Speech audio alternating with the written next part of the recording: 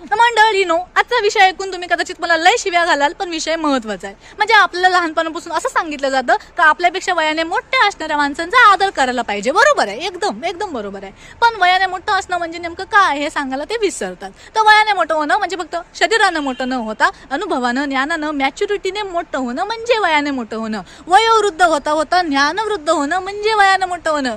पण आपल्या दुर्दैवाने आपल्या आजूबाजूला फक्त वयाने मोठी झालेली माणसं असतात. इकडचा भाग आहे तिकडे बोंब असते सगळी. म्हणजे वय वय मंडळीनं, तुम्ही एका जागी काही न करता ढिम्म बसून राहिलात ना तरी तुमचं वय रपारप वाढत असतं. त्यासाठी काही कर्तृत्व करायची गरज नाही. तर वय वाढण्यात आपलं जर कर्तृत्व नसेल तर त्याचा बदलचा आदर कसा काय मिळेल, म्हणजे कसा काय दिला पाहिजे हे तुम्ही मला सांगा. आणि पुढची महत्वाची गोष्ट, ही जी फक्त वयाने मोठी झालेली माणसं असतात ना, यांच्या दोनच गोष्टी अतिरिक्त वाढतात. एक म्हणजे शरीर आणि दुसरा म्हणजे अहंकार. त्याच्यामुळे ह्यांच्यापेक्षा जे लहान असतात त्यांच्यावर हे रोप जमवतात, मला आदर द्या असं करतात. त्यांच्या आयुष्यात त्यांच्या कामात नुसत्या काळ्या घालत असतात. अरे बाबानो, तुम्ही मोठे झालायत ना, मग गोष्टी आता सोडून द्यायला शिका. सगळ्यांशी प्रेमाने वागा, सगळ्यांची काळजी घ्या. तुमच्या अनुभवाचा, ज्ञानाचा त्यांना कसा वापर होईल याचा विचार करा.